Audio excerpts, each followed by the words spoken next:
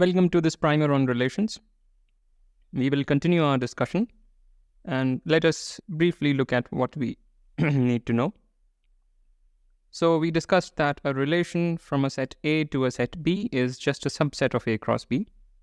It could be the empty set also, meaning this relation could be the empty relation, but of course we do not want to spend time on the theory of the empty set.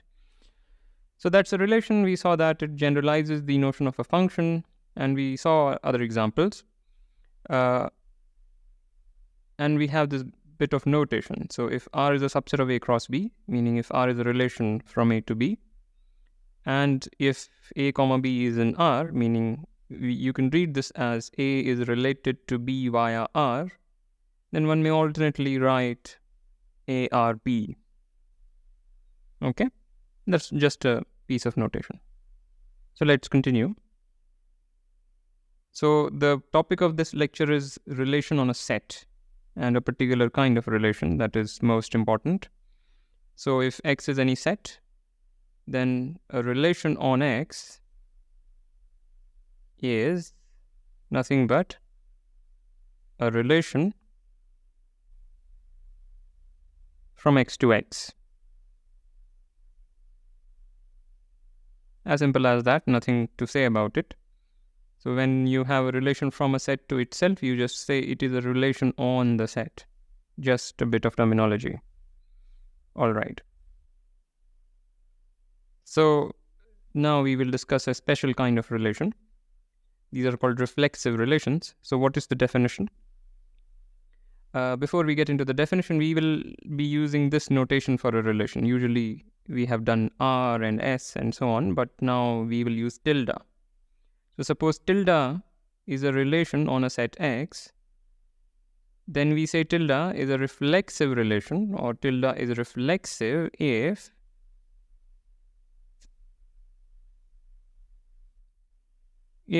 X tilde X for all X in X. Which means what? Which means the pair X comma X is in tilde for all X in X.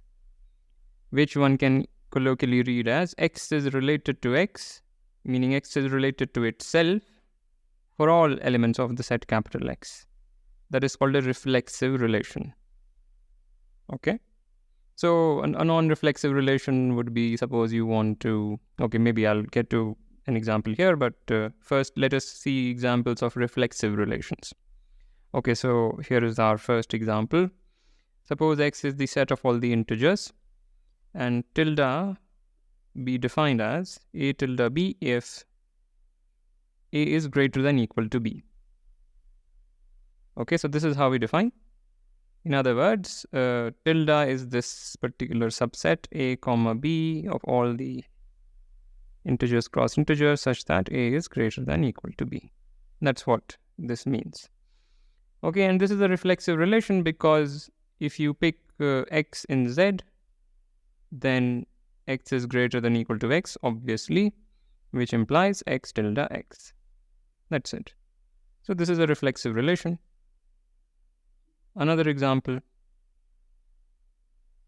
you have the set of all the non-zero integers, and we are defining tilde as follows. So we write A tilde B if and only if A divides B. So this is a reflexive relation simply because A divides A for all A whenever A is non-zero, and that is why we have thrown out 0. So this is another example of a reflexive relation. Now for a non-example. So suppose X is the set of all the natural numbers, and tilde we define as A tilde B if and only if they are relatively prime. So this just means that A and B are relatively prime, which means that if you have a prime number which divides one of these people, then it does not divide the other. So they do not have any non-trivial divisors in common. Non-trivial meaning greater than 1. That's what this means. Perhaps you do not know about GCD and all, but I have explained what that means. So this is a non-reflexive relation because, for example, you pick 7. Now 7, what is the GCD of 7 and 7? It is 7. Right? There is a prime factor common between 7 and 7, and hence it is non-reflexive. In fact, it is highly non-reflexive. So you pick any integer greater than 1 and you see that it will not be related to itself under this relation. So it is highly non-reflexive. Okay. Now we come to another special class of relations called symmetric relations. So suppose tilde is a relation on a set X. We say tilde is symmetric if whenever x tilde y, we have y tilde x, right? So when we write this, we mean whenever this happens, that also happens. So that's why the word symmetric has been chosen. It's not skewed. One direction implies the other direction, so to say. So that's a symmetric relation, and let's see one example and one non-example. So again, x be the set of all the integers, and we define tilde as a tilde b if 2 divides the difference of a and b. So this is just a code word for a and b are either both odd or both even.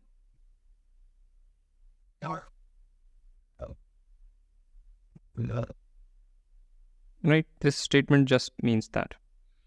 So basically we're saying two things are related if they have the same parity.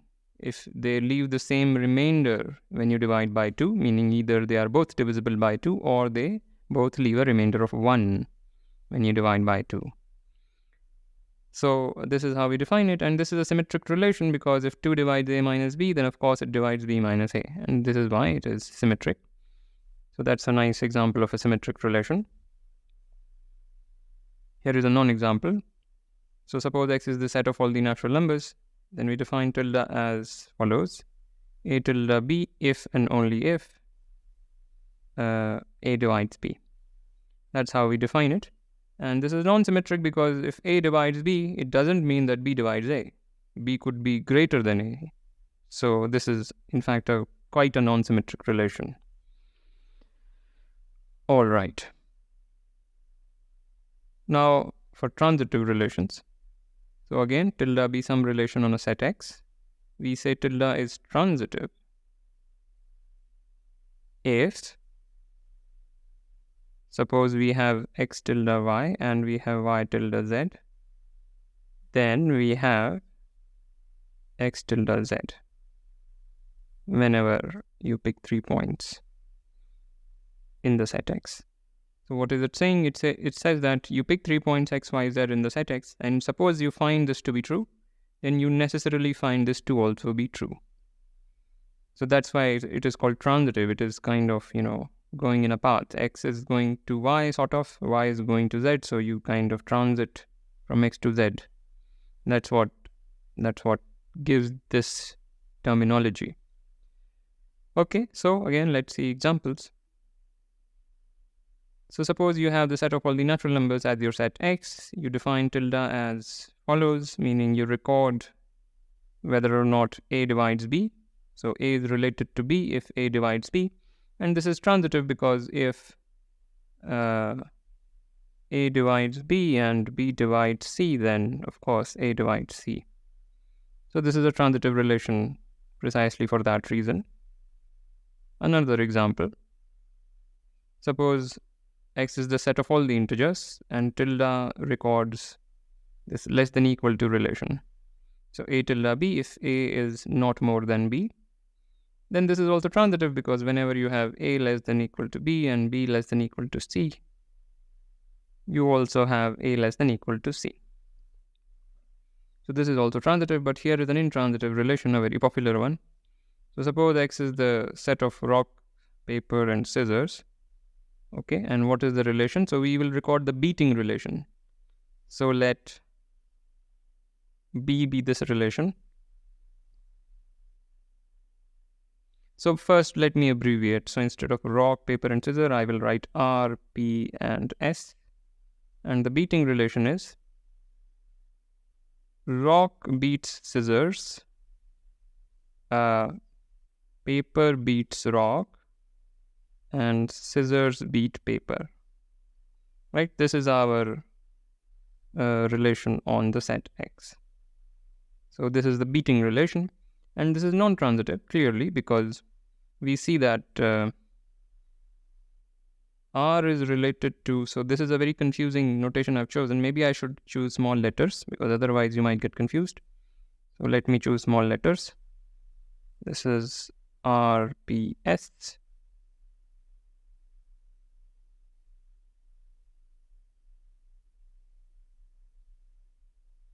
Okay, so now we have R beats S, and we also have S beats P. These two things we have, but we do not have R beats P. Rock does not beat paper. In fact, it is beaten by paper. Okay, so this is not a transitive relation. All right, wonderful. Now for the most important class of relations, called equivalence relations, and here is the definition. So tilde be some relation on a set X. We say tilde is an equivalence relation if it is symmetric, reflexive, symmetric, and transitive.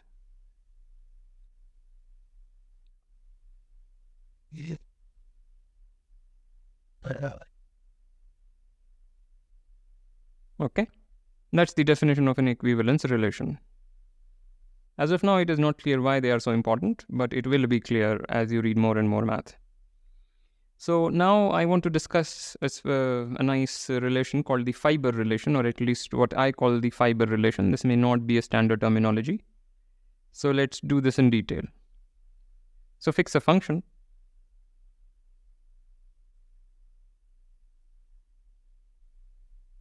So fix a function from a set X to a set Y. First, we will need the definition of a fiber.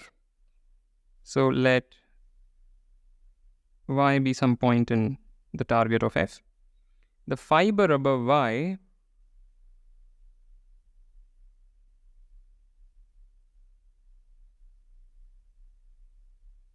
is defined as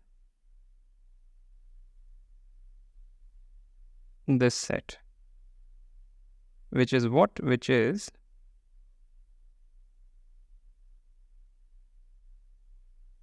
that, of course, we know what preimages mean.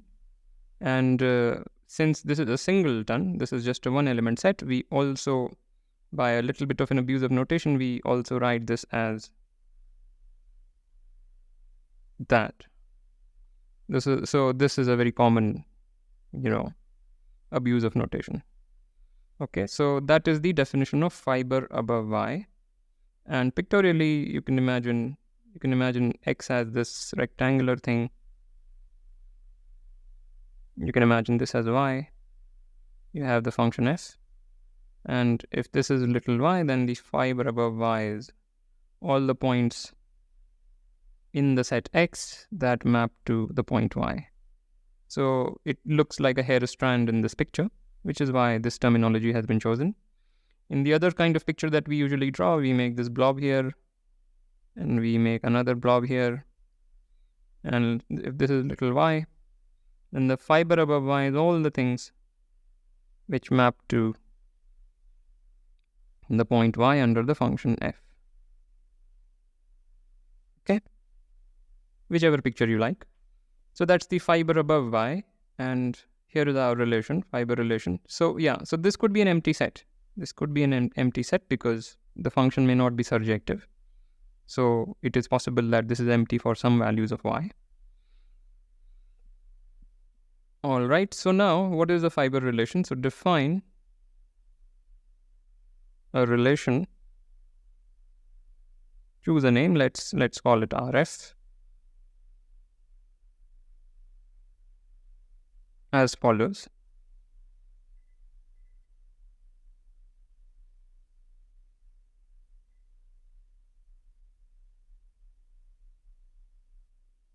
Right? So we say that two things are related in the set, in the domain of F, if they have the same image under F. In other words, two things are related if they are in the same fiber of F, right? So yeah, so this we will expand on this more, but to note that two distinct fibers do not intersect. So that's a simple observation. If y1 is not equal to y2, then this intersection is empty. Right? So I hope you see that. That is empty simply because if there was an element, let's say little x common to both, then what is its image? Its image is y1, but its image would also be y2. But y1 is different from y2. So they do not intersect. And everything is going to be in some fiber, right? Everything in the, sorry, what have I done? Everything in the set X is going to lie in some fiber. You just take the image of F, whatever you get, the fiber above that point contains your set, contains your point little x.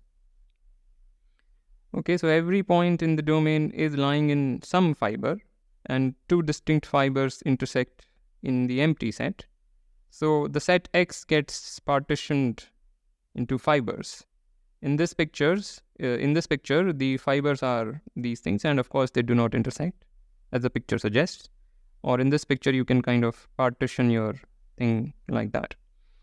So just some remarks.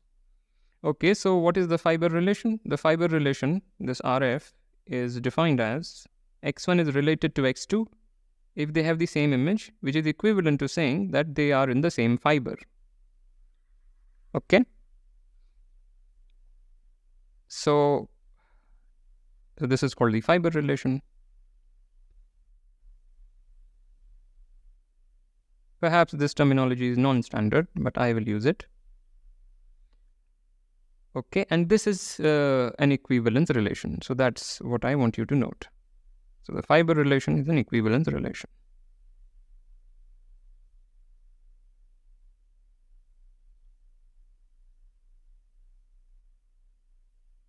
Why is that? So let's check reflexivity. So suppose X is given, then maybe I'll do it properly. So here reflexivity. So X in X is arbitrary implies, of course, Fx equals Fx, which implies X tilde X or X R Fx. The reflexivity is established. Symmetry. Say x1 RF x2. Then by definition, which obviously means this, which means, right? And lastly, transitivity. Since I've run out of space, I will leave this as an exercise.